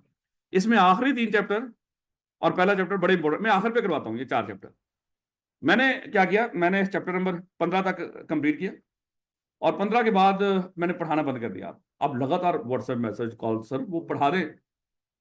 मैं कहता हूँ कि कर दूंगा सर, दिन कम रह गए। मैं कहता हूँ ऐसा कर लो, सारे बच्चे इकट्ठे हों, 2-2 हज़ार रुपये मुझे मजीद दें, मैं पढ़ा दूँ। काम की चीज तो आपने पढ़ ली थी, कुछ कॉन्सेप्ट तो आपके क्लियर हो गए थे कि उस्ताद यहाँ पे हमारे साथ कर क्या रहे। आपने आपस में मशवरा किया, अगर तो कॉन्सेप्ट की समझ आ गई थी, आप लोगों ने मशवरा किया, आपने कहा कि डन करें उस्ताद जी, आए पढ़ाएं, हम आपको 2-2 हज़ार रुपया मजीद देंगे। तो भाई उस्ताद आया लालची, उसने आपको पढ़ाना शुरू कर दिया, आपको सिलेबस खत्म कर दिया। और उस्ताद ने कहा कि चलो भैया आप 2-2 हज़ार रुपया पे कर। आपने कहा कि सर किस चीज़ का? मैंने कहा कि वो आपने कहा था 2-2 हज़ार रुपया देंगे, तो कहेंगे सर वो जो हमने फीस पे की थी वो 18 चैप्टरों की थी, और ये 18 चैप्टर पढ़ाना आपकी ड्यूटी थी। आपने एहसान नहीं किया हम पे ये 4 चैप्टर पढ़ा के, ये आपने ड्यूटी ही पूरी की है। और जो काम कोई ड्यूटी में कर रहा हो वो हमारे लिए कंसिडरेशन बनता ही नहीं। जब कंसिडरेशन बनता ही नहीं तो हमारे लिए किसी तरह का कोई ऑब्लिगेशन, और हम पे करने के लिए लायबल जाए, चले जाए। कॉन्सेप्ट हमारे पक्के हैं, चाहे जैसा मर्जी आपने पढ़ाया। बात समझ आ रही थोड़ी बहुत? पक्की बात? सर जिस तरह कोरोना में हाफ से ले होता था, तो अगर उसने फुल पढ़ाई तो फिर पैसे ले गए। गुजर गया ना कोरोना, गोली मार, बच गए हो ना आप लोग, इट्स ओके। कैसे मिलते? मुझे नहीं पता था कहाँ पे होता था हाफ सिलेबस। आप अच्छा, क्या था पढ़ लें। अच्छा स्मार्ट सैलरी नहीं, फिर तो उसका आधा पढ़ाना उसकी ड्यूटी थी। अगर वो आधा भी ना पढ़ाए तो फिर जारी बात है कि उसको आधे से भी आधा पढ़ाया था, तो बाकी आप पढ़ा लें तो वो। सर रमजान में आए थे हमारे हॉस्टल में 2000 हर लड़के से लेकर गए हैं। नहीं आपने वो चले एविडेंस आ गई, आपको लग रहा होगा सर अपनी तरफ से ना कुछ कह रहे हैं। नहीं सर 2000 लेकर जान छोड़ गई इनकी, फिर भी सस्ते में पड़ गया इनको, काफी सस्ते में पड़ गया, क्योंकि अगर एफआईआर कट जाती तो फिर जो वकील साहब को देने पड़ते वो 2000 तो शायद थोड़े से कम थे, थोड़े से ज्यादा करने पड़ते, क्योंकि बड़ा केस 5000 पे करना पड़ता, क्योंकि एक ही दिन में जाना बस, उससे बस काम बताओ, माठा वकील भी चल जाए। अच्छा ये याद रखना, हर केस के लिए बहस नहीं होती, कुछ केसेस में सिर्फ अपीयर होके कहना ही होता है सर इसकी जमानत कर दो, जमानत हो जाए। बात समझ आ रही है? ये नहीं कि हर जिस तरह वो फिल्मों में दो देखते हैं बहस हो रही है ये वो है। वो तो ट्रायल श्रायल होते हैं कुछ केसेस के, कुछ केसेस ऐसे होते हैं जिसमें जाके फौरन ही सिर्फ इतना ही कहना जमानत दे दो, जज वेट ही कर रहा होता है, बल्कि वेट कर रहा होता है तेरा वकील किसे आया है, सिर्फ वकील ने आके कहना कि सर बस। और वो ट्रायल ट्रायल होता है खड़ा, तो यहाँ ये भी जाके एक दफा होगा उसको कटहरे में तो होगा, लेकिन सिर्फ वकील ने जाके कहना सर वो जमानत है, ये उसके कागज रौला मुख, इसलिए वकालत भी आसानी से भी कमाया जा सकता है। वापस आओ, अभी आपने कौन सा टॉपिक पढ़ा? Something which the promisor is not already bound to do, something which the promisor, यानी कि आपके लिए कंसिडरेशन वो चीज बनेगी जो प्रोमिसर है वो काम करने के लिए पहले बाउंड ना। कुछ काम करना किसी की जिम्मेदारी है, वो प्रोमिसर बाय ड्यूटी है, और जो प्रोमिसर बाय ड्यूटी है वो हमारे लिए कंसिडरेशन नहीं होती। लेकिन जो प्रोमिसर बाय ड्यूटी नहीं है, हमारे किसी कहने की वजह से प्रोमिसर बने, हमने उनको कहा ये काम करें और वो कहते हैं ठीक है हम कर देते हैं, उनका ऑब्लिगेशन उनके सर पे आया, वो हमारे लिए क्या होगा, वो कंसिडरेशन होगा। लेकिन जो काम करना किसी की ड्यूटी हो हमारे लिए कंसिडरेशन नहीं होगा। आप देखो ना एग्जामिनेशन हॉल में कुछ लोग बेचारे 3.25 घंटे वहां पे फिर रहे होते हैं, वो सारा पेपर देख लें, फिर पेपर कलेक्ट करते हैं और वो कहेंगे 700-500 रुपया भी दो, हमने आपका पेपर नहीं लिया। क्या कहेंगे उनको, ये आपकी ड्यूटी है। आज समझा रही कि इतना आपने ख्याल रखा, हमें पानी भी ला के बाद पिला देते हैं, वो वहीं पे बड़ी वो करते हैं। The consideration must be something which the promisor is not already bound to do. Promisor यहाँ पे कौन है, जिसके सर पे ऑब्लिगेशन है, उसके सर पे ऑब्लिगेशन किसने डाला है, शायद गवर्नमेंट ने डाला, उसकी ड्यूटी है ये काम करना। The consideration must be something, हमारे लिए कंसिडरेशन वो चीज बननी थी जो उस प्रोमिसर ने, वो जो प्रोमिसर था is not already bound to do, अगर वो प्रोमिसर पहले वो काम करने के लिए कानूनी तौर पर जिम्मेदार ना होता, हमारे कहने पे हमारे लिए कुछ करता, वो हमारे लिए कंसिडरेशन होनी थी। लेकिन हमें पता चला वो तो जो बंदा है वो काम करने के लिए पहले से बाउंड है, उसकी ड्यूटी है ये काम कर। बात समझ आ रही? आजकल वो है ना वो मरियम नवाज ने वो शुरू की हुई है एक वो एक ट्रक सा है, वो जाता है देहातों में इधर उधर इलाज के लिए, मोबाइल कुछ इस तरह का, कोई मोबाइल हॉस्पिटल या कुछ इस तरह का नाम दिया उसको है, कुछ इस तरह का, वो जाते हैं। तो कहने का ये मतलब कि वो फ्री में लोगों को इलाज देते, कुछ अच्छे देखे अच्छे काम है। मैं हमेशा लोगों को कहता हूँ, ये पिछला हमारा जो वजीर आला था वो था उस्मान बुज़दार, उस बेशरम इंसान से ये खातून लाखों दर्जे बेहतर है। वो तो बंदा भी नहीं था, लेकिन कम से कम खातून तो है। नहीं बेटा तो समझा रहा हूँ, उससे तो लाखों दर्जे बेहतर है। वो हमारे माशाल्लाह वो जो 804 है ना चैंपियन, उसने हमें तोहफा दिया था इतने बड़े सूबे को, गिफ्ट। अच्छा उसके घर वाले भी शायद उसकी कोई बात ना मानते, उसको पता नहीं उसके घर में उस्मान बुज़दार भी होंगे, और हमें वजीर आला दे दिया अपनी बेगम के कहने पे। यानी कि जितनी दुनिया में तबाहियां आई हैं ना वो ऐसे ही आएंगी। Consideration must be something with the promise. अब तो खुश हो ना पटवारी, ये बेटा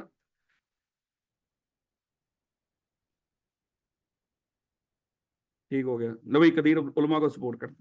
next, consideration must be something with the promisor is not already bound to do. ये समझ आई इस लाइन की? बेटा बगैर समझ के पढ़ा कुछ फायदा नहीं, क्योंकि आई कैप इसको लिखवाना नहीं इस तरह, वो छोटा सा सिनेरियो देगा, उस सिनेरियो के अंदर आपने देखना है कि जो काम करना किसी की ड्यूटी है, अगर वो बंदा अपनी ड्यूटी में वो काम कर रहा हो वो हमारे लिए कंसिडरेशन नहीं हो। अब देखो ना सकलैंड आपसे टेस्ट लेते हैं और कह के 100 रुपया भी दो साथ, हो सकता है ना, टेस्ट कंडक्ट कर रहा है, वो सारा कुछ चेक करके वापस कर रहा है, तो आप क्या कहेंगे, ये काम करना आपकी ड्यूटी। या ये भी कह सकते हैं consideration may move from promisee or any other person, हम टेस्ट देने के लिहाज से प्रॉम्जी हैं, हमें पैसे भी देने चाहिए आपको चेक करने के, लेकिन कंसिडरेशन किसी और की तरफ से भी मूव कर रही है, दोनों सूरतों में हो सकता है। Because a promise to do what a promisor is already bound to do adds nothing to the existing obligation, क्योंकि जो काम करना किसी की पहले ही जिम्मेदारी हो, वो हमारे लिए मान लो कि ना तो कोई फायदे का बायस बनता है, चाहे फायदा हो, है ना ही मेरे बच्चे हमारे जिम्मे वो क्या करेगा, कोई मजीद कोई ऑब्लिगेशन डालेगा। जो काम करना किसी की ड्यूटी हो वो हमारे लिए ऑब्लिगेशन नहीं बनती, याद रखोगे। तो लोग अपनी ड्यूटी में जितने मर्जी आपको फायदे दे रहे हो वो हमारे लिए कंसिडरेशन नहीं बनते, क्यों, क्योंकि हमारा वो ऑब्लिगेशन ही नहीं होता। ये बात समझ आ रही थोड़ी बहुत। आखिरी पॉइंट, और ये वही है जो हमने ऑफर और एक्सेप्टेंस में पढ़ा था, offer must be certain and definite, ये उसी का नाम है। ये ना समझना कि वो नया टॉपिक पढ़ रहे हो, offer must be certain and definite, ये मेरे बच्चे वही है। चाहे यहाँ पे किसी तरीके से लिख लीजिएगा उसको, आगे आपको ये पता चल जाएगी ये चीज रिपीट हो रही है, ना कि कोई नया टॉपिक है। ले बेटा, अच्छा वो एक बच्चे एक एग्जाम्पल पूछते थे ना, भेजी किसी ने, उसने कहा कि सर एक बंदे ने किसी से घोड़ा खरीदा है और उसने कहा कि अगर ये घोड़ा मेरे लिए लकी साबित हुआ तो मैं दूसरा घोड़ा भी खरीद लूंगा। इस तरह की एग्जाम्पल है ना किताब के अंदर, जैसे पढ़ी हो, मेरा ख्याल है मेरे बच्चे तो पढ़ ही नहीं रहे, पढ़ रहे हो ना, ठीक हो, कोई भी इस तरह की थी एग्जाम्पल। मैंने बताया था मैं नहीं देखता एग्जाम्पल किताब की, क्योंकि मैंने एक दफ़ा वो सारा स्लाइड्स में रख लिया इट्स ओके। मैंने कहा हाँ जो बच्चे मुझे भेजते हैं वो तो मुझे पता चल जाता है कि क्या है। बेटा तो उसमें क्या था कि अगर घोड़ा मेरे लिए लकी साबित हुआ तो मैं क्या करूंगा, दूसरा घोड़ा भी खरीद लूंगा। हाँ मेरे बच्चे मुझे बताओ क्या लकी साबित होने का कोई पैमाना है कोई बेंचमार्क है, कोई चीजें हैं इस तरह की जो तय करती हैं ये लकी साबित हुआ कि नहीं। बात समझा रही, इसलिए ये क्या था, ये अनसर्टन था, कैसे पता चलेगा लकी है कि है? तो इसलिए मेरे बच्चे इस तरह का वादा करना इसलिए सर्टन और डेफिनेट है ही नहीं, यार रखो। तो इसलिए मेरे बच्चे ये कॉन्ट्रैक्ट बनेगा नहीं, ये वॉइड एग्रीमेंट है, वो आगे जाके फिर इसका जिक्र दोबारा भी आना है। खैर वापस आओ, ये इस मान लो इस खातून ने कहा कि इस बच्चे को जिंदा कर दे मैं आपको पे कर दूंगा, क्या ये काम हो सकता है? जो काम हो ही ना सकता हो ये भी रियल कंसिडरेशन नहीं होती, जो इम्पॉसिबल चीज हो वो भी हमारे लिए कंसिडरेशन नहीं होती, या रियल कंसिडरेशन हो ही नहीं सकती। जो चीज ही इम्पॉसिबल है, मैं कहता हूं ऐसा करो, चौधरी है सॉरी ये पंखा है, इसको ऐसा करो सोने का बना दो, जादू करके इसको सोने का बना दो, अशुभ शुभ जो मर्जी करो, तो मेरे बच्चे मुझे बताएं क्या हो सकता है? अगर इस तरह का हमारा कोई आपस में एग्रीमेंट हो गया उसकी कोई हैसियत होगी नहीं, यार हो, क्योंकि कंसिडरेशन मस्ट बी रियल, ये रियल नहीं है, ये रियल, ये इल्यूजरी है, ये ऐसे थोड़ी होता है बोला, या इम्पॉसिबल, इम्पॉसिबल में रखें वो ज्यादा बेहतर है। जैसे याद है हमने डिस्कस किया था कि ये मिस्टर ए ने मिस्टर बी को नौकरी पे रखा और उसने कहा कि सर कितना पे करोगे, उसने कहा था खुश रखेंगे, और फिर हमने डिस्कस किया था कि जो मुनासिब हुआ पे कर देना है, कितना पे करेंगे, ये मोबाइल मुझसे 10-15 हज़ार का खरीद लो, है ये सारा क्या था, यहाँ पे कंसिडरेशन रियल नहीं थी, और जहां पे कंसिडरेशन, और कंसिडरेशन होनी कैसे चाहिए, रियल होनी चाहिए, और कब रियल नहीं होती, जब वो क्या हो, सर्टन और डेफिनेटली ना हो या इम्पॉसिबल, याद रखोगे इस बात। The consideration must be real not illusory, illusory क्या होती है, गैर मुबहम, जो वाजी ना, तो कंसिडरेशन वाजे होनी चाहिए। तो किधर है 15 मिनट बहन है पुत्र सब्जी, अगर इस केस में सब लेट सपोज वो बेहोश हो गया और वो फिर उठा, तो मतलब उसकी माँ को ऐसा लगता है कि मर गया और वो बेहोश था फिर उठ गया, तो फिर क्या देखो बात तो जिंदा करने की हुई थी ना कि शायद मरा हुआ है, वो तो बेहोश तो हो सकता है ना, हो हाँ ऐसे करती है। नहीं अब वो तो पॉसिबल है ना, अगर कोई बंदा बेहोश है तो उसको होश में लेकर आने के लिए हम डॉक्टर बुला लेते हैं, वो तो पॉसिबल, वो तो रियल कंसिडरेशन पॉसिबल है यार, सोचते लो बेटा वापस आओ। आपने कुछ थोड़ा सा अहम टॉपिक पढ़ा है मेरे बच्चे भी, एक तो कंसिडरेशन की डेफिनेशन पढ़ी, कंसिडरेशन की डेफिनेशन क्या थी, consideration must move at the desire of the promiser, ऐसे था मेरे बच्चे शुरू, यहाँ पे कंसिडरेशन क्या है, जो हुआ हो किसकी ख्वाहिश पे, प्रॉमिसर की, और किसने किया हो, प्रॉमिसिंग ने, और फिर आगे वो 3 सेंटेंस से पास्ट प्रेजेंट और फ्यूचर की, फिर एक एक को हमने डिस्कस करना शुरू किया, इसी डेफिनेशन में संशय निकाले। हमने कहा पहले तो देखा कंसिडरेशन होती क्या है, हमने कहा किसी का एक्ट, एब्स्टिनेंस या प्रॉमिस, फिर हमने कहा कि कंसिडरेशन मस्ट किसकी उस डिजायर पे मूव करनी चाहिए, प्रोमिजर की मूव, यानी कि प्रोमिजर की ख्वाहिश में, यानी कि जो काम प्रोमिजर के कहे पे हो रहा हो वही उसके लिए कंसिडरेशन बने। जो उसकी ख्वाहिश पे ना हो वो उसके लिए कंसिडरेशन नहीं होगा। और फिर एक पॉइंट हमने डिस्कस किया, consideration may move from promisee or any other person. और इसका मतलब क्या था बोला कि जिसको फायदा मिला है बदले में उससे भी कंसिडरेशन पे करनी है, वो भी पे कर सकता है कोई और भी। अच्छा, एक ना रियल केस, अभी थोड़ा सा टाइम है, वो रियल केस थोड़ा सा डिस्कस कर लेते हैं। हकीकी केस है इंडिया। एक खातून थी मिस ए, इसकी एक बेटी थी मिस बी। ये मिस बी अपनी माँ को कहती थी ऐसा कर, अपनी प्रॉपर्टी ना मेरे नाम पे लगवा दे, तूने कौन सा खबर में लेके जानी, मेरे नाम पे लगवा दे। अच्छा, इसकी जो माँ थी उसकी एक बहन थी मिस सी, जो कि मिस बी की क्या लगी, खाला। वो बेवा थी। ये मिस ए क्या करती थी, अपनी उस प्रॉपर्टी से अपनी बहन को सपोर्ट करती थी। और इसको ये डर था कि अगर ये प्रॉपर्टी मैंने अपनी बेटी के नाम लगवा दी तो ये अपनी खाला को सपोर्ट नहीं करेंगे, इस वजह से वो उसके नाम पे नहीं लगवाती थी। इसने खैर अपने इस बेटी ने अपनी माँ को मना लिया इस बात पे कि मैं तुझसे वादा करती हूं कि मैं अपनी खाला को एनुटी पे किया करूं, मैं अपनी खाला को एनुटी किया करूंगी, आप मुझे ये प्रॉपर्टी मेरे नाम पे लगवा। इनके साथ ये तय हो गया, इस माँ बेटी का आपस में तय हो गया कि ठीक है, अगर तू अपनी खाला को एनुटी पे करेगी फिर मैं ये प्रॉपर्टी तेरे नाम पे लगवा देती है। अब हुआ क्या, यहाँ पे ना दो चीजें होंगी दरअसल, एक एक आगे हमने पढ़ना है, वो भी यहाँ पे टॉपिक कवर होगा, मैं दोबारा इसकी एग्जांपल दे दूंगा ताकि आपके दिमाग में ये भी कवर हो जाएगा किसी हद तक। Consideration may move from promisee or any other person. No बेटा, कुछ अरसे के बाद अब अगला जो टॉपिक हम पढ़ने जा रहे हैं उसका नाम मेरे बच्चे नो कंसिडरेशन नो कॉन्ट्रैक्ट है। अगला जो टॉपिक है उसका नाम क्या है, नो कंसिडरेशन नो कॉन्ट्रैक्ट। हमने उसकी एक्सेप्शन पढ़ी, बाय डिफॉल्ट यही रूल है, नो कंसिडरेशन नो कॉन्ट्रैक्ट। जहां पे दोनों पार्टीज के लिए कंसिडरेशन ही ना हो वहां पे कॉन्ट्रैक्ट भी नहीं होता। जब कॉन्ट्रैक्ट ही नहीं फिर कोई बंदा ऑब्लिगेशन किसी के सर पे नहीं होता। ये हमने टॉपिक अभी पढ़ना है। अब हुआ क्या मेरे बच्चे, इस खातून की मिस ए की डेथ होगी। इसके मरने के बाद आपको पता रिश्तेदार भी आते हैं, रिश्तेदारों ने आके इस मिस बी के कानों में भरना शुरू कर दिया, देख तू अपनी इस खाला को हर साल पे करती है, तेरा ऑब्लिगेशन है, तू अपनी खाला को पे करती है एनओडी, लेकिन बदले में तेरी खाला तुझे क्या देती है, वो खाला से तुझे कुछ भी नहीं मिलता, और नो कंसिडरेशन नो कॉन्ट्रैक्ट है। अगर तू खाला को पे कर रही है और खाला तुझे कुछ भी नहीं दे रही तो भाई कॉन्ट्रैक्ट ही नहीं ना, दोनों को कुछ ना कुछ मिलना चाहिए। इसके दिमाग में ये बात आई, इसने कहा कि ये तो कमाल हो गया, ये तो बड़ी जेन्युइन बात है। इसने क्या किया, अपनी खाला को एनओडी पे करना बंद कर दिया। खाला चली गई कोर्ट में, कोर्ट में जाकर उसने केस कर दिया कि ये मुझे एनओडी पे करना इसकी जिम्मेदारी है, लेकिन इसने एनओडी पे करना बंद कर दिया, मुझे एनओडी लेकर दे। अब कोर्ट ने इस मिस बी को बुला लिया, उसने कहा कि हाँ भाई क्यों नहीं पे करते इसको।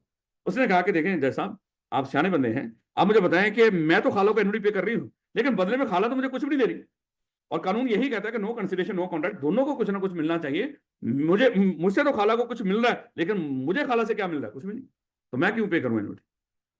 अब जज साहब ने कहा ये तो बात बिल्कुल सही है। तो जज साहब इसकी तरफ मुखातब हुए, मिस सी की तरफ, भाई ये क्या कह रही है, आपने तो इनको कुछ ना दिया है, ना कोई लेन ना देन, ना कुछ पे कर रही हैं, या कुछ किसी तरह की कोई सब्सिडी या कुछ भी नहीं, कोई चीज आपने दी हो तो फिर ये क्यों आपको एनओडी पे करें। उसने कहा कि सर मैंने नहीं इसको कुछ दिया, लेकिन मेरी बहन ने प्रॉपर्टी इसके नाम पर इस बेस पे की थी कि ये मुझे एनओडी पे करेगी। तो जज साहब ने इस मिस बी को पूछा, हाँ ये ऐसी बात थी। उसने कहा कि सर ये बात तो थी, लेकिन वो तो मेरी माँ ने मुझे पे की थी, प्रॉपर्टी दी थी, इसने तो कुछ नहीं दिया। तो वहां पे जज साहब ने यही बात की कि देखो कंसिडरेशन में मूव फ्रॉम प्रॉम्जी। अब देखो खाला एनओडी मिलने के लिहाज से क्या थी, प्रॉम्जी थी, और ये क्या थी, प्रॉमिजर थी कि इसने पे करनी है। तो खाला की तरफ से क्या उस मिस बी को कुछ जा रहा था, नहीं, लेकिन मेरे बच्चे किसी और की तरफ से तो इसको गया था ना, है उसकी खाला उसकी वालदा ने तो उसको प्रॉपर्टी दी थी। तो जज साहब ने यहाँ पे यही फैसला दिया, consideration may move from promisee or any other person, इससे कोई फर्क नहीं पड़ता। तो जो इसकी बहन की तरफ से आपको प्रॉपर्टी मिली तो वही आपके लिए कंसिडरेशन है, याद रखोगे इस बात। तो ये मेरे हमने डिस्कस किया, consideration may move from promisee or any other person. लेकिन हमारी जिंदगी में तो यहाँ से केसेस है, अभी बाहर जाएंगे कोई बंदा बोतलें पियेंगे, एक बंदा बेचारा सबको बोतलें पिला रहा होगा, और यहाँ पे साथ बता रहे consideration may move from promisee or any other person. ऐसे ही है ना? ये कौन कर रहा होगा, जो पी रहा है, जो पिला रहा है वो नहीं कर रहा होगा, और क्या जा यार है तो वही कंसेप्ट में जा, ठीक है बस पीला चुप करके, वो तो यही कह रहा होगा। ऐसे ही देखो क्या होगा, consideration may move from promisee or any other person, कहेंगे ना। तजर्बा कीजिएगा, आज साथ वाले को पकड़े और ले जाए वहां, चल भाई पिला, ताकि कॉन्सेप्ट पक्का हो। और हो सके तो चाहे टीचर के भी लेते हैं, ताकि मैं भी कह सकूं कंसिडरेशन में प्रॉम्जी आर एनी अदर पर्सन। चलें खैर वापस है, मजाक किया मैंने, दे बेटा उसके बाद ये पता चल गया कंसिडरेशन पास्ट प्रेजेंट और फ्यूचर हो सकते हैं, ये भी देख लिया। और फिर हमने डिस्कस किया कि जो काम करना किसी की ड्यूटी हो, जो बंदा यानी कि प्रोमिजर हो, किस वजह से कि उसकी ड्यूटी है वो काम करना, उस वजह से वो प्रोमिजर यानी कि ऑलरेडी वो बॉन्ड है वो काम करना, ये उसके सर पे ऑब्लिक, जैसे होता है ना कि सुबह टाइम देखो लोग सड़कें साफ कर रहे होते हैं, सड़कों पे हम आ जा रहे होते, तो देखो वो कह सकते हैं कि सर आप इस सड़क से गुजरते हैं, हमें पे करें। लेकिन हम क्या कह सकते हैं, ये काम आपकी ड्यूटी है, लेकिन पे कर दे तो मेरा ख्याल है कि बेहतर है वो, क्योंकि वो बहुत नहीं कमाते हैं। लेकिन अगर आप कमाना शुरू करते हैं, पहले तो फिलहाल आप भी कुछ नहीं कमाते, लेकिन जब कमाना शुरू कर देंगे उस वक्त की बात कर रहा हूँ, अगर पे कर देंगे तो अच्छी बात है। लेकिन प्रोफेशनल्स को पे ना करें, जो मेहनत कर रहा हो उसको सपोर्ट करें, क्योंकि जितना को उसको मिल रहा होता है उसको उसका घर ही चल रहा होता है। ये जो मांगने वाले होते हैं ना ना पे, जिसको जानते हो उसी को पे करो, उठा उठा के हम दे देते हैं। सुबह टाइम में कोई ऐसे हाथ करके बैठा, कोई कैसे करके बैठा हो, और यकीन करो जेन्युइन लग रहा होता है, तेरे हाथ में है तो कुछ भी नहीं है, तो इतना ऐसे माशाल्लाह उनकी प्रैक्टिस होती है कि हाथ जिस तरह करके बैठा, तो हमारा दिल कर रहा होता है सारा कुछ इसको दे दे, एक बेचारे के हाथ काम नहीं कर रहे, बड़े काम करते हैं मेरे बच्चे। उसने उन्हीं हाथों से शाम को सारे पैसे इकट्ठे करके ताकि खर्च रहे हैं, फिर वो भी कर रहा था, अच्छी है कंसिडरेशन में।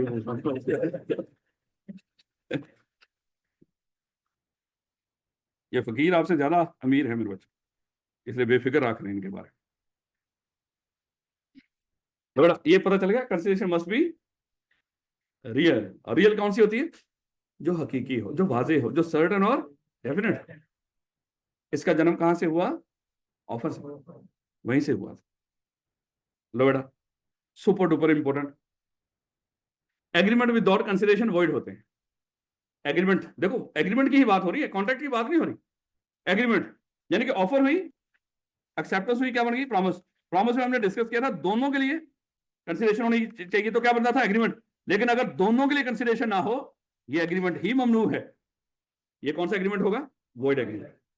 तो जहां जहां पे दोनों पार्टीज के लिए कंसिडरेशन ना हो, वो कौन सा एग्रीमेंट होता है, वॉइड एग्रीमेंट होता है। कोई दिक्कत। लेकिन हम पढ़ने जा रहे हैं इसकी एक्सेप्शंस। क्या पढ़ने जा रहे हैं, एक्सेप्शन।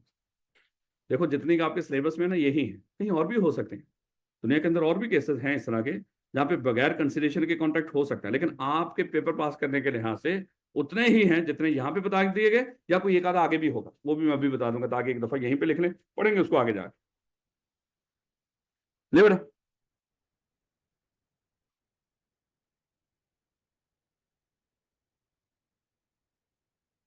अच्छा, पेपर में कैसे पूछेगा, ये लाइन लिखता बस, मोस्टली स्ट्रेट फॉरवर्ड पूछता है उसको, लेकिन सिनेरियो भी पूछता है यहाँ से। An agreement without consideration is void with certain exceptions. वो एक्सेप्शन बता दे। एग्रीमेंट विदाउट कंसिडरेशन क्या होता है, वॉइड, लेकिन इसकी क्या है, सर्टेन एक्सेप्शंस हैं। आप क्या कर दो, एक्सेप्शन बताओ। हमारे दौर में ऐसे पूछा करता है, ये वाला ये लिखा हुआ exception to general rule. General rule यही है, नो कंसिडरेशन नो कॉन्ट्रैक्ट, यानी कि बगैर कंसिडरेशन के कॉन्ट्रैक्ट होता नहीं, जनरल रूल यही है। लेकिन वो क्या कहता था, इस जनरल रूल की एक्सेप्शन बता। ऐसे भी पूछ सकता है और इस तरह भी पूछ सकता है। एग्रीमेंट विदाउट कंसिडरेशन क्या होते हैं, वॉइड। पढ़ने क्या जा रहे हो, एक्सेप्शन, यानी कि ऐसे एग्रीमेंट पढ़ने जा रहे हो जो बगैर कंसिडरेशन के भी बिल्कुल वैलिड हो जाए। अब तो देखिएगा मेरे बच्चे, याद है बचपन के अंदर हमने डिस्कस किया था, आपस में जो घरेलू कॉन्ट्रैक्ट होते हैं, जिसको हम डोमेस्टिक कहते हैं, वो वैलिड नहीं हुआ करते, ऐसे ही ना। लेकिन यहाँ पे तो देखिएगा हम उनको वैलिड बनाने लगे। लो बेटा ये दादा दादी थे, इनके पास ये गाड़ी थी, और इनका पोता वो सीए कर रहा था। इन्होंने उनको कहा कि ऐसा कर, तू सीए फर्स्ट अटेम्प्ट में पास कर, ये गाड़ी तुझे दे देंगे। अगरचे ये मेरे पुरखों की निशानी है, लेकिन बेटा तू सीए फर्स्ट अटेम्प्ट में पास कर, ये गाड़ी तुझे दे दूंगा।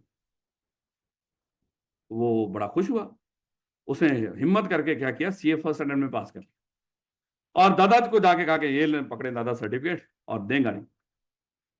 दादा ने कहा कि ठीक हो गया, गाड़ी तेरी है। अच्छा हुआ क्या, इसने बड़ी खुशी मनाई, अपने दोस्तों को इकट्ठा किया, दावत शावत की, खाया पिया, सारी रात बारबेक्यू, सो गए कि सुबह अब हम घूमने जाएंगे उस गाड़ी में। अब हुआ क्या कि जब सुबह उठे तो इन्होंने जब गाड़ी देखी, गाड़ी वहां से गायब, है ही नहीं। जाके दादाजी से पूछा कि दादाजी वो गाड़ी किधर है मेरी, कहता तेरी है, शर्म नहीं आ रही, मेरी थी और मैंने बेच दी, तेरी दादी बीमार थी, पैसों की जरूरत थी, मैंने बेच दी। कहते दादा ये कैसे हो सकता है, वो गाड़ी मेरी थी, तो आप कैसे बेच सकते हैं। कहता तेरी कैसे होगी, आपने दी थी ना दादा, तो मेरी होगी। कहता ऐसे कैसे हो सकती है। क्योंकि अगर मैंने आपको गाड़ी दी थी, तूने बदले में मुझे क्या दिया है? तूने तो मुझे बदले में कुछ भी नहीं दिया। तो मैंने जो गाड़ी तुझे दी थी, तो हमारा कहां से कॉन्ट्रैक्ट बन गया? जबकि कॉन्ट्रैक्ट के लिए तो दोनों के लिए कंसिडरेशन होनी चाहिए है। तुझे तो गाड़ी मिली, मुझे क्या मिला था? कुछ भी नहीं। जब कुछ भी नहीं मिला तो यहाँ पे कोई कॉन्ट्रैक्ट था ही नहीं हमारा आपस में, तो जा खेलता फिर, चल दफाओ। काम खराब हो गया ना। अब ये बच्चा बड़ा दुखी था, लेकिन इसको गुस्सा भी बड़ा। तो यार, लेकिन हुआ क्या, अगले दिन दादाजी ने नई गाड़ी ले ली। वो था भी जरा थोड़ा सा बेचारा परेशान था। उसने कहा, इधर आ, इधर आ, बड़ा परेशान हो, ऐसा कर तू कोई अच्छी, कम से कम कोई 10 लाख वाली सैलरी हो तेरी, ऐसी नौकरी ढूंढ, तुझे ये गाड़ी दे दूंगा। कहता देख लीजिएगा। कहता डन हो गया। अब उसको लग रहा था कि जिस तरह दादाजी ने लास्ट टाइम किया ना, यहाँ पर भी कुछ ऐसा ही करेंगे। वो आप जैसे सयाने किसी वकील के पास आ गए और वकील को आके कहा कि मुझे बताएं दादा, मुझे गाड़ी देना चाह रहे हैं, लेकिन दादाजी ने जो लास्ट टाइम मेरा किया ना, उसी तरह का इस तरह भी कर सकता है। मैं कहता हूँ कि अगर दादाजी इस तरह की हरकत करें ना इस दफा, मैं उनके खिलाफ कानूनी कार्रवाई करूँ। कोई है इसका हल? वो कहता है। उसने उसके कान में कुछ बताया। वो चला गया वापस। अब क्या बताया ये नहीं बताऊंगा मैं आपको। वो चला गया वापस। उसने वो भागे जाके क्या किया, दादा को कहा, हाँ दादा ये गाड़ी मेरी है ना, अगर नौकरी मिल गई। उसने कहा कि वो भागा के अंदर से एक कागज लेकर आया। एक कागज लेकर आया। उसने कहा कि दादाजी यहाँ पे लिख कर बताए। अब आपको समझ आ रहा होगा वकील ने क्या कहा होगा इसको। दादाजी यहाँ पे लिखे कि ये गाड़ी मेरी होगी। उसने लिख दिया कि ये गाड़ी आपकी होगी अगर ये काम हो जाता। उसके बाद क्या किया उसने, जहां पे इसको रजिस्टर्ड करवाना था लिखवा के, जहां पे इसको रजिस्टर्ड करवाने की जरूरत थी, इस कॉन्ट्रैक्ट को जाके रजिस्टर्ड भी करवा दिया। वो सारी डिटेल हमारे सिलेबस में, बस ये बात आपने बतानी है वहां पे कि इसको कहीं पर रजिस्टर्ड करवाने की जरूरत थी, उसने रजिस्टर्ड भी करवा दिया बच्चे ने जाके वकील के कहने। अब हुआ क्या कि दादा उसको वो मिल गई नौकरी। तो दादाजी ने उसको गाड़ी दे दी। लेकिन अगले दिन दादाजी फिर वही हरकत करने जा रहे थे। तो दादाजी आजकल थाने में है, उनके खिलाफ कानूनी कार्रवाई। फिर दादाजी ने वो गाड़ी बेची। कहने का ये मतलब, अगर हमारा आपस में ये जो जिनके दरमियान नेचुरल लव एंड अफेक्शन होते हैं, जिनके दरमियान आपस में हमारा एक कुदरती रिश्ता होता है, हमारी फैमिली मेंबर्स, तो अगर ये आपस में एक दूसरे से वादा कर ले, हम उस वादे को इन्फोर्स करवा सकते हैं। लेकिन उसके लिए मेरे बच्चे क्या करना पड़ेगा, कुछ कंडीशन पूरी करनी पड़ेगी। 3 कंडीशन है, 3 कंडीशन हैं। और मैं आज आपको बता रहा हूं, कल मैं आपके सामने सवाल रखूंगा, आपने फिर भी गलत बताना है। मैं आपको चैलेंज करके जा रहा हूं, कल मैं आपके सामने एक सवाल रखूंगा, आपने उसका गलत आंसर करना है। भाई नेचुरल लव एंड अफेक्शन हो आपस में, कोई बंदा घर का आपका वादा करे आपसे, आप उसको इन्फोर्स करवा सकते हो। वन साइडेड वादा आप उसको इन्फोर्स करवा सकते हो। कितनी कंडीशन पूरी करनी है? 3। सबसे पहले तो आपस में नेचुरल लव एंड अफेक्शन होना चाहिए। आपस में हमारा जो कुदरती प्यार और मोहब्बत का रिश्ता उस फैमिली मेंबर्स के दरमियान, वो होना चाहिए। दूसरे नंबर पे आपने उसको क्या करवा लेना है? लिखवा लेना है। और तीसरे नंबर पे उसको क्या करना है? रजिस्टर्ड करवा लेना है। 3 कंडीशन अगर आपने पूरी कर दी, तो आप क्या कर सकते हो उसके खिलाफ। अब देखो हमारे बड़े सारे बच्चे यहाँ पे हॉस्टलों में पढ़ने आते हैं। मान लो कि किसी के बड़े भाई ने उससे वादा कर लिया कि जाओ लाहौर में जाके पढ़ो, आपकी फीस मैं पे कर लूंगा। उसने कहा कि पक्की बात है ना? हाँ। वो आ गया बेचारा, कुछ अर्सा पे करता रहा, बाद में पे करना बंद कर दे। अब आप कानूनी कार्रवाई करके उसे फीस रिकवर करना चाहते हो, क्या कर सकते हो? कर सकते थे अगर वो 3 कंडीशन पूरी है। नेचुरल लव एंड अफेक्शन, उसके बाद उससे लिखवा लेते और रजिस्टर्ड करवा लेते। अब अगर वो पे ना करता, आप कानूनी कार्रवाई करके भी फीस ले सकते थे यार। स्टिल मैंने आपको एक एग्जांपल भी दे दी। अभी भी कल मैं आपके सामने एग्जांपल रखूंगा और आपने उसका गलत आंसर कहना है।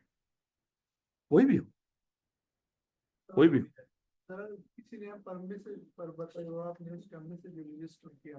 मैसेज रजिस्टर कहाँ पे होता है? सर आपके पास मैसेज का सबूत है, आप जाकर इसको। बेटा जब रजिस्टर होता है ना चीज, दोनों पार्टी के साइन होते हैं उसके ऊपर, चाहे वो इलेक्ट्रॉनिक हो चाहे वो हो। यार रिटर्न ना दो, खाली रिटर्न काफी ना उसमें। मतलब लोग झूठे वो स्टाम्प पेपर मेरा भी होता है, बंदा तंग कर रहा है। स्टाम्प पेपर फिर कहां से आ गए? वो भी तो होते हैं। बात समझ आ रही है कि नहीं? बेटा ऐसा नहीं ये रिटर्न जिस तरह का है, ऐसा नहीं मैं भी दीवार पे लिख दूं, तू भी दीवार पे लिख देना है। होता ना जब वो जाते हो, मरी मुरी दरख्तों पे बथेरा कुछ लिखा होता है। रिटर्न इस तरह का ना प्रॉपर लिखना, स्टाम्प पेपर वगैरह यूज होते हैं इसमें। बात समझ आ रही? चलें इंशाल्लाह कल आपको चैलेंज, कल आपके सामने एक सवाल आएगा और आप उसका आंसर और गलत बताएंगे, सही बताएंगे। औकात देखिए।